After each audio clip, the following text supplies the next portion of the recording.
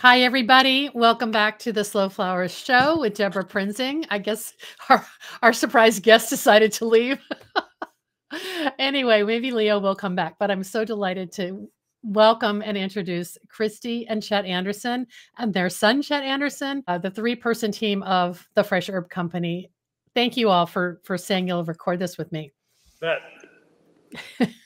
So I've been in the very spot where you are seated. I've had the privilege of visiting you a few times. And before we get started, I just want to harken back to the Wayback Time Machine and show everybody that you can read a little bit about the Fresh Herb Company in the 50 Mile Bouquet. There are a couple photos of Chet. I don't know, Kristy, why you weren't in this. I guess we didn't. You somehow fell on the cutting room floor, which is not fair. But this was in this book came out in 2012. We all met, I think, in 2011 when I came to Denver to speak, and it was something for the Denver Botanic Garden, and you hosted a tour, right? Right. And I saw you at the gardens. And over the years, Chet, how many tours have you guys hosted? Hundreds. A lot. Big ones, small ones, different events, different groups, but quite a few. People are very interested in what's happening locally on the farms. Absolutely. And that's one of the reasons why we wanted to schedule this meeting is that on September 11th and 12th, the South and Central Regional Meeting for Association of Specialty Cut Flower Growers will be held at the Fresh Herb Company and other places in the area. I think I saw there was sort of a meet and greet at a restaurant or whatever. But the details I will share in our show notes. We're going to give everyone who's going a preview and make everyone else have a little FOMO that they're afraid that they missed out. Can you give us a little slice of life and year? What year is this for the Fresh Herb Company? 42, 43. Oh, yeah. Wait, how can that be? 41. Okay, and how old is young Chet? He's 38. Okay, so he was basically born a farmer. Correct. I love how he exited the scene when I started asking that. So as a quick review, we started out as vegetable growers, and that morphed into a salad greens business. And then we sold that probably 20 plus years ago, and I've been growing cut flowers and ornamentals ever since. Yeah, that's amazing. And you're one of the biggest, if not the biggest specialty cut flower grower in Colorado, right? That's what I'm told. Yeah, are you? I love it. Well, I was so delighted when you first told me about, you have these deep roots in the farmer's market, the Boulder farmer's market, which I love that you're wearing your t-shirt for that fabulous market. But that you have a big program with grocery. And so I think I kind of want to talk a little bit how you juggle the small all the way to the massive and various channels and how they all fit together. And maybe you can just give us a snapshot of all those channels, Chet. Well, we do a lot of work with groceries. So there's a Whole Foods here regionally. Worked with them for many years. There's a couple other smaller local chains that we work with. And then we do not only the Boulder County Farmers Market, but as well a market in Denver, the Pearl Street Farmers Market. Okay. That's new to us this year, and it's a very vibrant and good market as well.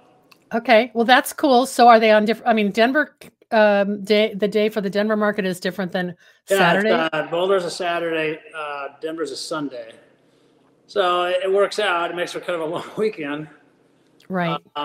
But that gives us time back here at the farm Monday, Tuesday to kind of get our bearings, do maintenance work, do field work, et cetera, until we roll back into flower picking, bouquet making, et cetera.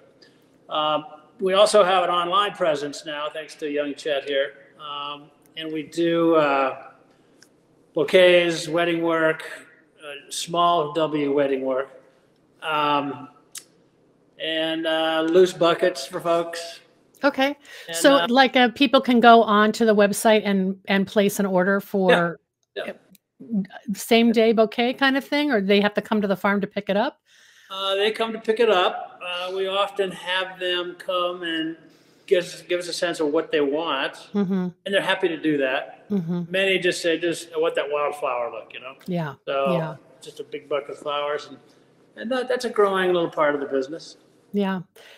Chet, how did you get your parents to get on board with that? That was probably like, they probably said yes if you manage it, right? Or you figure it out? Yeah, it was never really something that we intended to be a big part of the business. We did that, really, I think COVID really kind of pushed us in that direction because, you know, a lot of our standard markets, farmers markets and things, you know, everything kind of shut down. Right. And we had all these plants and flowers and stuff. So that's how we started that. But it's still very small. It's not a huge push for us. And that's probably because your most voracious customer is that weekly order for the regional Whole Foods stores, right? Yeah. That keeps us busy. But we, as a small flower farm, are finding that it's important that we also seek retail outlets for our stuff. And sort of back to the future a little bit, going back to farmers markets and stuff, which we've done for so many years and actually enjoy. So when you say that, you mean like the retail direct-to-consumer channel, which you know always has existed at the farmers market, but now you're looking at other ways to connect with direct-to-consumer. Right. Yeah. Wow. Okay. So you talked a little bit about your week, 2 days of farmers markets. Are you guys physically going, or I know you've got a good crew. So who has to manage that? Chet and his younger brother Nick typically do the Denver market on Sunday. We make guest appearances there. We do have a good crew, people that help. I'll typically go down to Boulder on a Saturday, help set up. Kristy will come down, we'll chat with our friends and neighbors, do a little shopping, and then come home and do whatever I have to do here. And the crew finishes up in Boulder and it comes home. Wow. And it really is like a family reunion when you go to that market because everybody knows you, you know all the vendors and probably most of the customers. Yeah, and they just, you know, we were away from the market for 2 or 3 years over COVID time, and we decided at that time we probably wouldn't go back to farmers markets, but we found that we missed them a little bit, and we found that the customers really missed us a lot. So we get calls, get notes, so you got to come back and blah blah blah. So and we were happy to do so. So it's nice to be back, and everything at farmers markets seemed to be sort of like they were. Yeah. Crowd flow is there. People are there to spend money, support their local growers. I see. Whether it's the flower grower, the vegetable grower, the fruit growers, you know, some of the prepared food people. Yeah. It is great. And you know what's so nice about the Boulder market is, you know, it's a producer-only market. So it has great integrity, and it's got a great reputation for that. Right. We actually wrote about that in the chapter in the 50 Mile Bouquet because wasn't the Anderson family one of the founding? No, we were with 6 other farms. That's back great. In 18 something. I don't know what year it was. 1987. Oh, 1987. You're adding a century, Chet, but I know you don't really mean that. Well, I was really excited to talk about lilies, and I know you've shot some video that we're going to share and you know, reveal your amazing lily program. Are you going to be walking people through that during the ASCFG tour, or yeah, I think it's important. I don't think enough local growers, especially cut flower growers, grow lilies. And I'm not sure why, because it's really not that difficult. There's things to know, cultural notes to keep track of. you know, I'm far more intimidated by growing Lysianthus, for example, than lily bulbs. I just have to stop for a minute. Are you seeing this thumbs up on the screen? I just saw that. What is that, Chet? Do you know? Whoever's listening to us likes no, it. I didn't go live. That's what's so weird. Huh. I've never seen that before. And I was like, they're like bubbles. Yeah. Who's the gremlin in the computer doing that? I think I am in that category of people who previously thought lilies were hard. I've been growing them this year because Soulflowers has a new sponsor, which is the Dutch lily growers, including I think the lily provider that you guys work with. What is the secret to success with lilies? Just like get them in the soil, water them, give them lots of sunshine, keep them away from the rabbits. In my case, I don't know about yours. So we grow indoors. Yeah. As opposed to outside, we grow in crates. So crate culture, crates being the bulb crates that the lilies come in.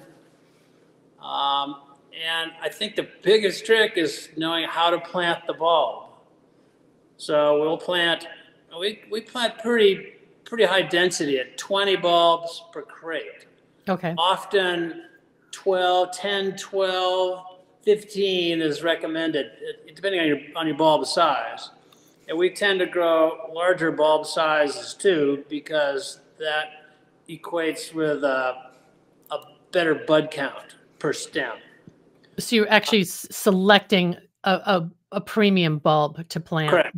Okay. And we can kind of get away with that here in Colorado, especially because of the intense sunlight and just day after day after day of just sun. Yeah. Could have used a little rain this summer, but so all that goes on in the greenhouse. And then again, the trick is how to plant them in the crates. The trick is a little bit of soil at the bottom of the crate, and the bulb must go on the bottom of the crate. And then you fill the crate with soil, with growing mix, not topsoil or something like that. Yeah. Like a peat-based bedding plant sort of mix. And then the bulb starts to grow, and then it comes out of the dirt at about, that's just 6 inches over the bulb. And the most important thing in a quality lily is how healthy are those stem roots between the top of the bulb and where it comes out of the dirt. Okay. So you want 4, 5, 6 inches of soil over the top of the bulb, and you really encourage that stem root growth, and that determines how well your lilies are going to produce. Oh my gosh! So the crate itself is like maybe 8 inches deep, and so the bulb takes up 2 inches, and then the stem is correct. Okay, and I did not know that. So the whole perimeter of the stem that's under the surface of the soil is shooting out rootlets. Right, your bubble just came back. I saw it, guys. I'm just gonna say we don't know what this thumbs up is, but we're all kind of freaked out that there's some AI gremlin in the episode. But we're gonna keep talking. So I'll have to contact the studio that I use and ask them what the heck that is. But I think we should keep going if you guys are okay with that. Yep. It means you said something really profound, I think, Chet. I mean, I don't know. I take it as a positive, right? Approval. Approval. He's like, what are you talking about, Deborah? Okay, so the medium you said it's not custom. It's not like a special Fresh Herb Company medium that you've developed. We use a bag loose fill product from Premier. Okay. It's a quality bedding plants mix, if you will. So you have all these crates, and we have it in the video. They just line the floor of this massive greenhouse with multiple bays, and I mean the numbers are mind-boggling. So,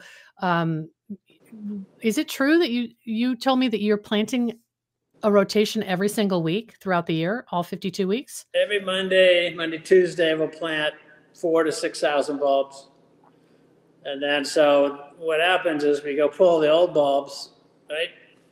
And with that comes some of the old dirt. Dig the dirt out of the crate, realign the new bulbs at the bottom of the crate, dirt over, move on. And the whole process seems kind of laborious, but we have a crew of 4 or 5 guys in there working away, and we can plant, the 6,000 bulbs in 3/4 of a day easy. Jeez. So does that take up about, how you stagger it? It doesn't take up half of your square footage because you've got the lilies need more than a week to grow, right? Correct. So, nominally speaking, Asiatics are 60 days, Orientals are 90 days. Okay. We have in the past grown a 60-40 mix of Orientals, 60-40% Asiatics. We'll probably be pushing more Orientals here going into this winter because they seem to be more popular in the winter. But the trick is to have planted as many as you anticipate being able to sell in, 3 months later. Got it. So it's real important to have your sales channels sort of all lined up in advance and get a sense of, well, what's my velocity of sales going to be? Because it's hard to react because it's a 3-month deal.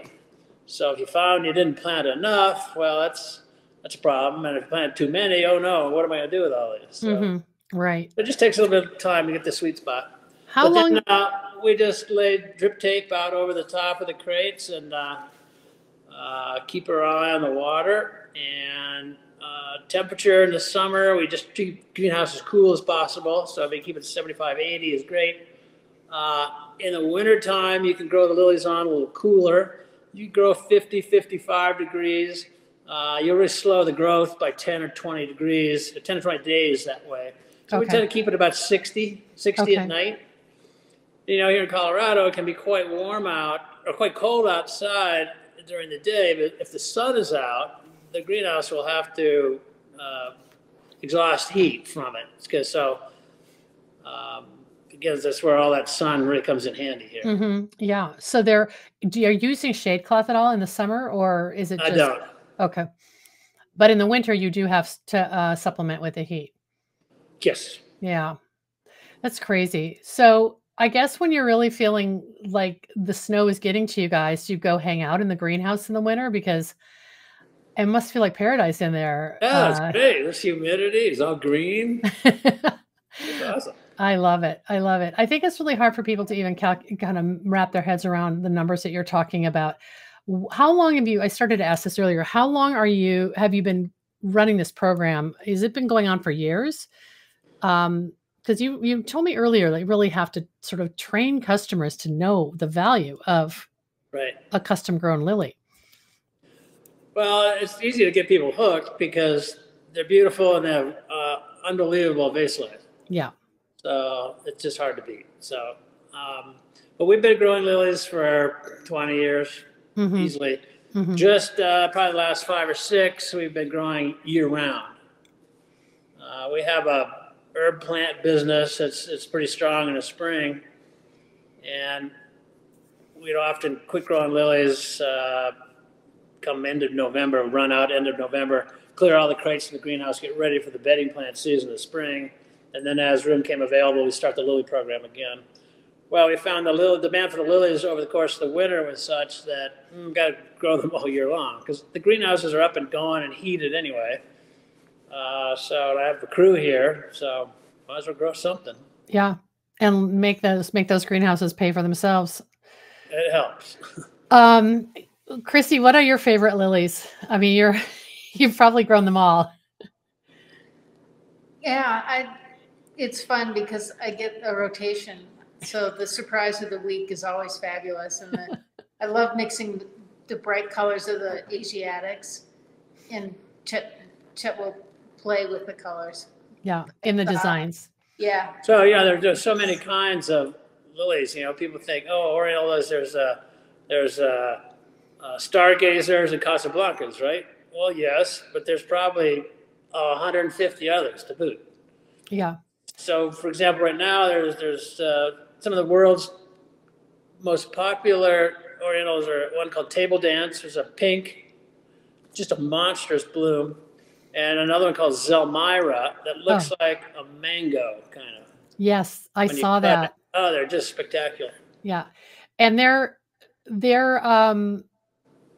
so big that you really don't need that many stems in a bunch probably when you're selling, because you were talking about bud count. So how are you packaging them? So we do 3 stem bunches that are all sleeved, and we aim to have 4, 5, 6 buds on a stem. And when that number of oriental blooms open up in your house with that fragrance, it can be overpowering if you're not careful. Yeah. Yeah. Not as bad as a tuberose, for example. Right.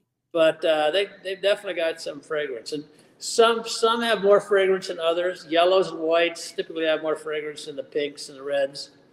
But they all have that characteristic fragrance. Well, in the videos that Chet just sent over, I just quickly was able to look at them before we started recording. And the bunches, it seemed to me that there were, in the bunches, just the straight bunches for grocery, I guess, the buds no bud is open. Is that correct?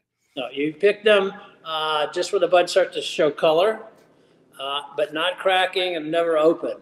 Because the lily itself is very fragile. It will bruise very easily, petals will break off, and it's not the way to go. You pick them, though, as they just start to color, get them in water in a cooler. They can hold for a number of days in a cooler. Wow. But you're right. There's this perception that they're fragile. And if you were to sell bunches with open lilies, there would be bruising. But for all the transportation that, even though they're not traveling far, they're still getting handled and moved through a distribution center. Right. So you deliver them? We pack them in a big coffin type size box. Mm-hmm. 15, 20 in a box, all sleeved, but they're all just coloring. So nothing's cracked, nothing's open. And we ship them dry, and they get to the store level or the retail outlet. And the floral person does, per usual, recuts the stems a little bit back in the water, and the customer will get 10, 12 days out of them easy. It's crazy. It's crazy. What's the retail price, or can you say, for like a 3-stem bunch? Do you know what Whole Foods is selling it for? I see them for $10 to $15. Yeah. I mean, think of all the things that people buy for $10 to $15 that have 3-day vase life. I mean, this is value you're selling. Right. So if you pair the local nature of buying flowers, whether it's from me or any local grower, with a flower that's got really good vase life, like a lily, like Lysianthus, or anything else that's got great vase life, peonies sometimes. Mm-hmm. It's an absolute win for you as a customer. Yeah. Yeah. No, I mean, I can't really think of anything else that's going to have that kind of guaranteed vase life. Even tulips, won't.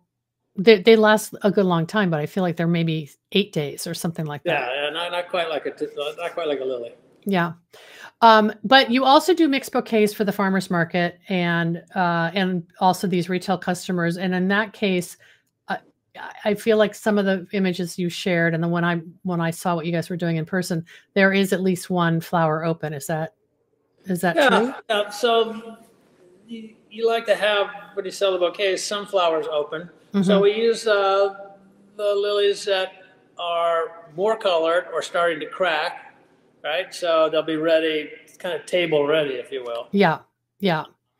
Well, and then there's still that subsequent bud behavior. Right, and it's a real nice addition to a bouquet. I think it is. I mean, it's a focal flower. Yep. And do you tell people at the market about the stamen and the pollen, and yep. Does that come up a lot? Sometimes. The biggest thing is people are afraid that their cats are going to eat them and die of poison. And I don't know. I guess some people say cats will die if they eat lilies. I'm not sure. We've had cats here forever, and they don't eat plants, so I guess I don't know. I don't know. I mean, I guess it's just a calculated risk. I think it's worse leaving a chocolate bar out for a dog than a lily out for a cat. the stamens and the pollen, it stains. It can be messy, especially if you get it wet. Yeah, yeah. But when they first show, the pollen hasn't set on the stamen yet, so you just quite simply pick them off with your finger and toss them away. So I do it every morning. I just go around the house and pull the ones that are starting to open. But sometimes it's kind of a nice look too. It's that black kind of polka dotty look to it inside the yeah. It's a different dimension on the lily. Yeah, it's a good contrast. But I can see where, okay, what are people's objections, and how do you kind of lower those objections? And I think I didn't really know that there was a kind of a perception that it's dangerous for cats, but I'm glad to know that, just because if you have it up on in a vase on a tall table, hopefully the cat won't jump up there and chew away at it. Not to dwell on that. Well, I just think it's amazing that you've developed this market and this preference for lilies. And I think it's just like people who are buying your flowers know your brand and are familiar, because you're having the Fresh Herb Company labeling on all your sleeves, right? Correct. And so you are the face of these flowers. Maybe it's not easy to be the face of lilies because they make people very happy because it's a great value, right? Yeah. And it's like people get hooked on them. Well, I've never tried lilies before. Do they last? Do I like them? Yeah, of course, try them. I guarantee you like them. And once bought, people always come back. So. You guys, I've never seen this thumbs up. I'm almost wondering if it's like did go live, but I'm not even connected to Facebook, so I don't know where it would go live. Thanks for your tolerance of that. I don't. Kristy, I haven't gotten your input on much of this interview, because I know that you're letting Chet talk. But what is happening in terms of the family farm, and are both of your sons involved? I'd love to have you talk about how this is. You guys, we're the same age. We've got grown adult kids now, and at some point we want to go on vacation and we want to take weekends off. How are you shifting some of the responsibilities over to the young guys? Well, young Chet has moved in and he's become more and more full time, and there's so much to do that there's absolutely no problem with him carving out and taking responsibility, taking initiative in a lot of arenas. And he and Katie really took over the event rental business and did the branding and the websites and all of the tech stuff that Chet and I don't really do, and really would prefer not to have to deal with, but the internet and the connections and building different lines of business has been really valuable, and it got a kickstart during COVID when the farmers market literally shut down and we didn't go, and so Chet and Katie were looking at different ways, different things to do, and that's where the online shop started, and marketing the events and the rentals and tagging on wedding flowers and making flowers available to customers one-on-one of that retail connection. So that's been really valuable. And then, we talk all the time about wanting to, like you said, take vacations, go on trips, get out in the van. And I talk about our Saturday farmers markets. I just want to make guest appearances. I don't want to do the whole day anymore. I don't want to have to do that. I'm available to fill in, and it's and it is fun. It's a real social thing for us. But when Chet can come home from market mid-morning and we can get a bike ride in, that's ideal. So it's evolving, and then Chet took the initiative to add the Denver market on Sunday, and he and Nick work that one every week. We do have other crew who fill in or help at both markets, but it's really nice that we can step away. Yeah. And you've really built it into, I mean, this is like a multi-generational co-farming family business now. I mean, after I can't believe it's 41 years. You guys were like, I don't know where the time goes. It's, and you know, the season, it's been the same from the very beginning. We just have to be nimble. mm-hmm. We're making decisions right now, all the way through to next April. You know, we're mapping out planting schedules and production schedules, and now we're looking at transportation. How are we going to modify for deliveries for different crop mixes, and what are we going to do with the herb program, because that's always been a huge spring effort, and we're going to have to figure out how to allocate the greenhouse space in a better way than we did this year. It's a never-ending conversation. What is the square footage of the greenhouse? About 17,000 square feet. Okay. You don't intend to add more greenhouse space, do you? No. Yeah. I'm too old, Deborah. It's so weird though. Like there's so much vertical space. Like how couldn't you put like I don't know, a mezzanine in the greenhouse or something to keep those herbs, you know, higher than the lilies, but double up on what you're able to grow. Tough. Yeah. We come close to that in the spring when we grow hanging baskets. Yep. So they're typically hanging over the floor, which has got either lilies or herbs or both on it. But you get some shading that goes on that's not so great. So it's important that the baskets turn quickly. Yeah. And what the baskets you're cranking out for what, about 3-month period? Yeah, pretty much. You start in March, and by mid to late May, they're gone. Yeah. Wow. It's crazy.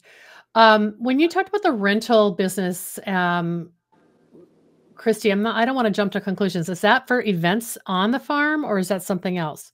No, it's events on the farm. So, and young Chet runs all of the communications, and I'm the back office. So I'm doing contracts and finance and bookkeeping and all that. And you know, one of the ironies is that my workload has increased significantly since he came on board.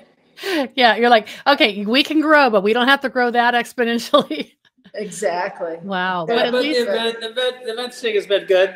We do 12 events a year, typically weddings. So we have corporate events occasionally, birthday parties occasionally.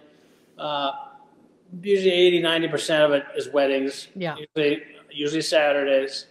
And it's just a venue only thing. We have a great list of vendors that we like to use. We don't cook. We don't have chairs and tables. We don't do tents. That's somebody else's deal. We provide really nice grassy place. Yes. And venue. And then do the customers always purchase their flowers from the Fresh Herb Company? Yeah, as part of their signing up to have their event here, we give them $500 worth of flowers. Wow. And then, often they don't use that many, but. Oh, that's interesting. So either they're going to use those flowers for DIY mason jars sort of centerpieces, or they work with a florist who then uses correct for flowers. Correct. Yeah, both. And Chet has a whole system where the bride and her florist will come out a week or 10 days in advance, see what's growing, give a general description of what they would like in the buckets, and then schedule a time to come pick up the buckets. Mm-hmm. He's also added a service where they can bring their mason jars or table vases, and the guys will build them out. And it's fabulous because we do that work and put them in the cooler, and they're here ready to go. And it's just part of setup. It's such a good selling point. Wow.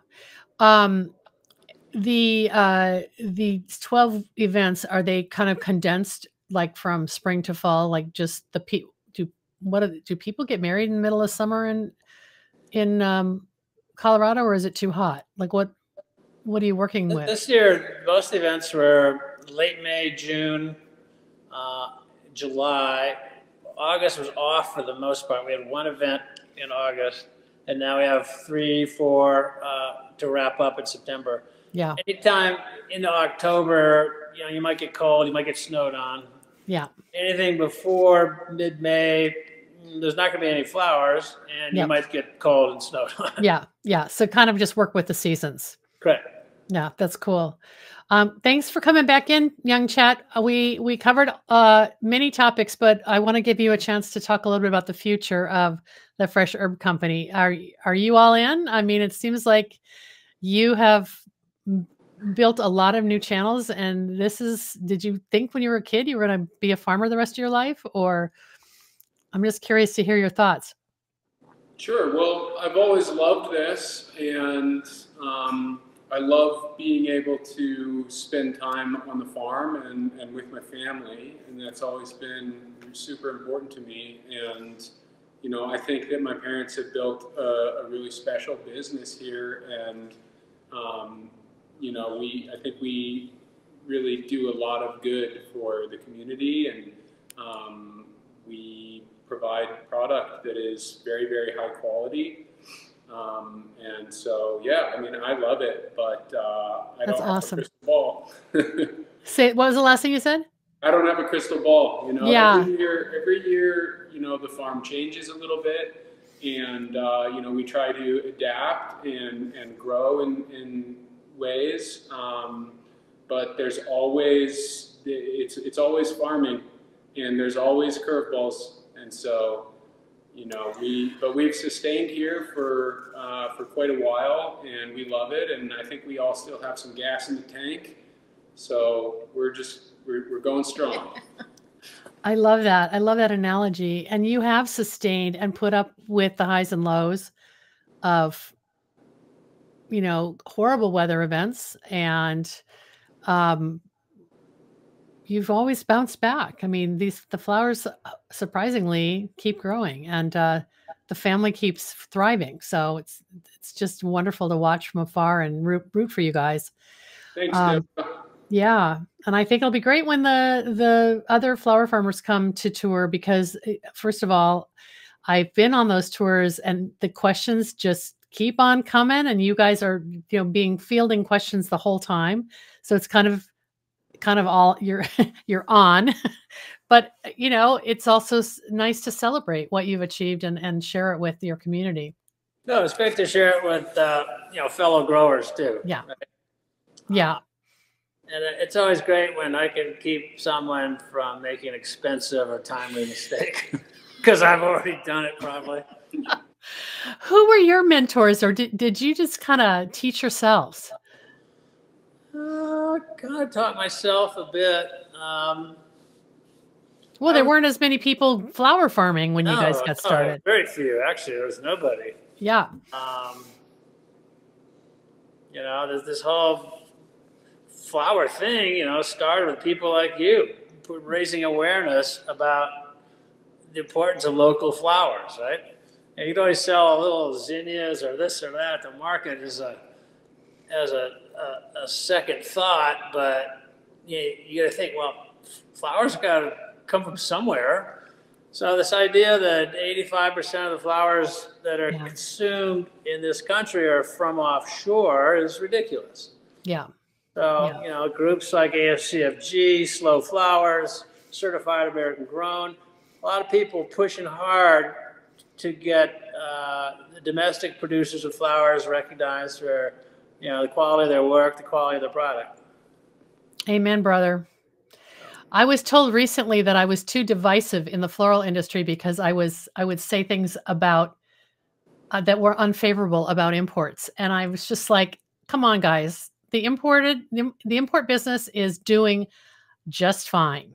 Oh, yeah. And it will continue to do just fine. It will. And I've learned to accept that, but I try not to trash imports. I try to be pro domestic, and but sometimes it's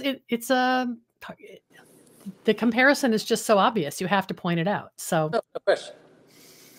and especially when there's so little awareness at the base consumption level, that the consumer doesn't stop to think twice without somebody standing up and raising a hand and saying, read the label. Look at these. I agree. I couldn't agree more. I mean, that's back to, you making your guest appearance at the Boulder County Farmers Market. I mean, obviously you spent decades at that market. So, you are the evangelist, but you're sharing beautiful product, and it kind of sells itself, I hope, but it needs some human, advocates. And that's what the Anderson family is all about. Thank you. Well, this has been so much fun. What a weird interview with the mystery gremlin in the recording studio. I'll have to find out what that was, but I'll give you a thumbs up. How about 2 thumbs up? Thank you. Thanks so much for this. I will circle back, because in addition to the video that Chet filmed, and hopefully we'll get Dad to narrate, I'd love to see some photos of some of the events on the farm. Maybe we can add them to our show notes. So I'll show you. Yeah, we have a zillion of them. We'll get some over to you. Yeah. I mean, I think it's so great that when I first met you, you weren't like doing public events. You were doing special one-offs, but you couldn't, a couple couldn't come to you and just say, we want to book the farm. So that's sort of a new. Right. Yeah, it's fairly new. So it's good. It's sort of on-farm, off-farm income, right? So.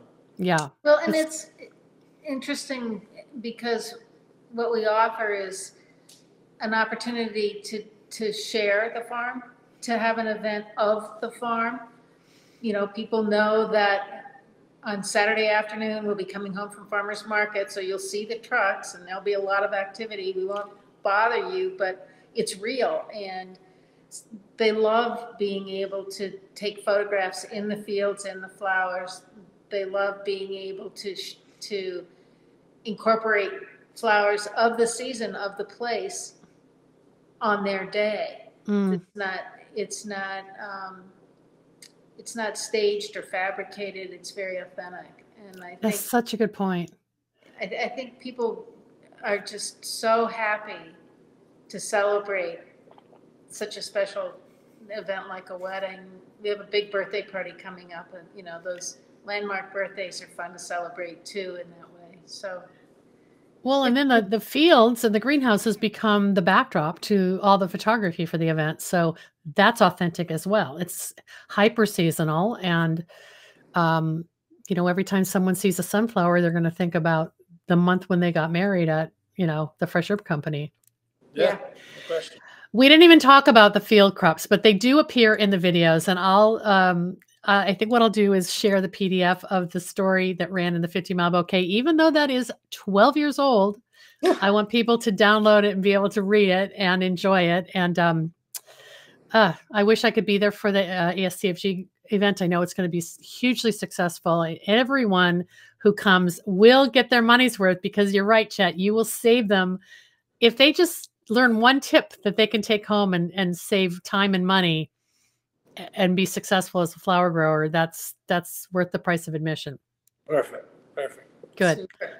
Okay. Anything else I didn't ask that you guys want to mention? All good. Thank you so much. All right, Deborah. Thank you very much. Yes.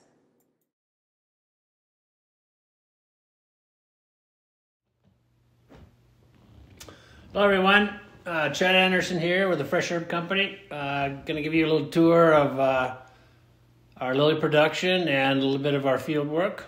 What you see here now are some lilies that are recently planted or just planted.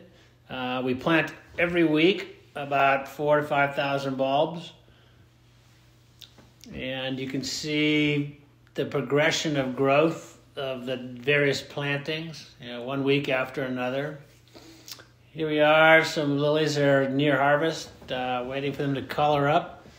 Important to pick them in color and not cracking, and certainly not in bloom, because they're very, very fragile. We pick 3 times a week, Monday, Wednesday, Friday.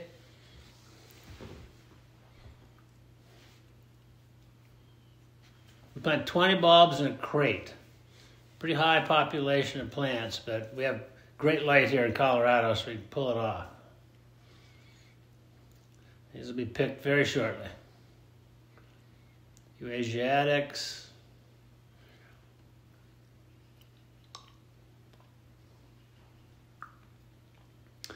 Then the harvest begins. We pick Monday, Wednesday, Friday. The crews come in first thing in the morning, load up the carts with the cut lilies, the ones that are ready. Be careful with them because they're still fragile here because you can break off those beautiful little blooms. So must be careful of the whole process here. And then out they go to the barn, sooner or later. Going over some of our annual production here. Some dianthus, rudbeckia, cosmos sunflowers, large trees in the background. Don't harvest the trees, they're too big for the vase.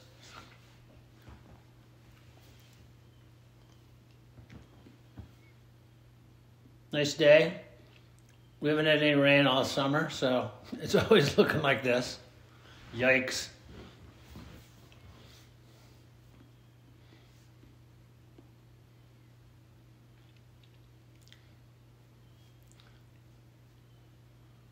Little annual interlude before we get back to lilies.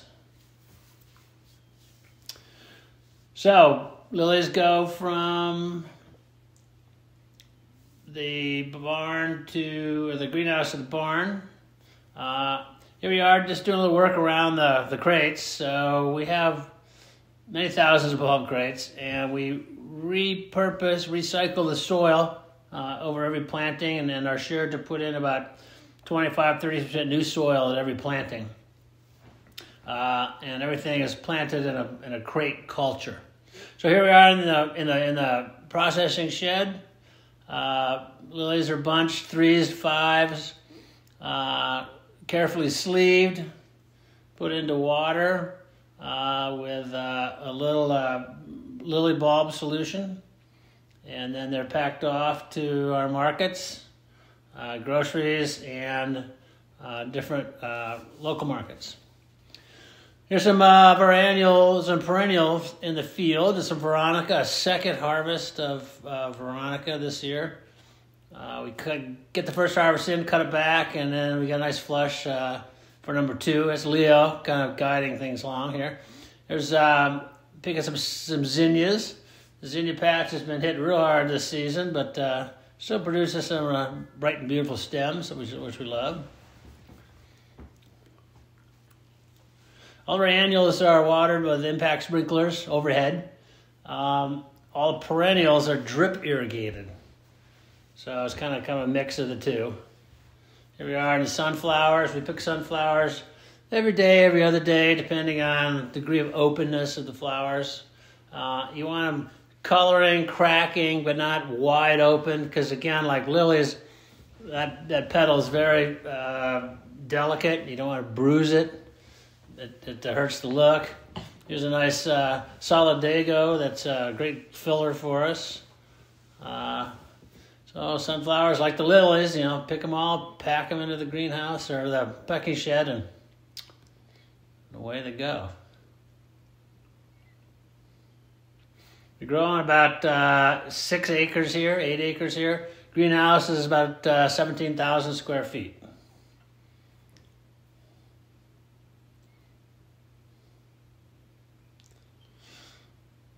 So we're back in the processing barn here. Everything goes into big buckets with either hydrating solution or flower food of one sort or another. And then the bouquet work starts. We do a lot of bouquet work for markets, for groceries, for our online sales. So it's kind of a look of the different things, annuals and perennials get mixed in. It's really nice to have the perennials because it flattens out that curve of annuals that you typically get in a year. So we've got the really great production of flowers, starting with peonies in June, and it goes all the way through through frost for the most part. And of course, they change look, as the season progresses. Everything into the cooler. We have a 40 by 80 cooler, and it's always packed with flowers. Lily here, Lily's sleeved. Lilies are great. They can sit in the cooler for 3 or 4 days before they have to go out. So they hold very nicely. We deliver our lilies to our large accounts once a week.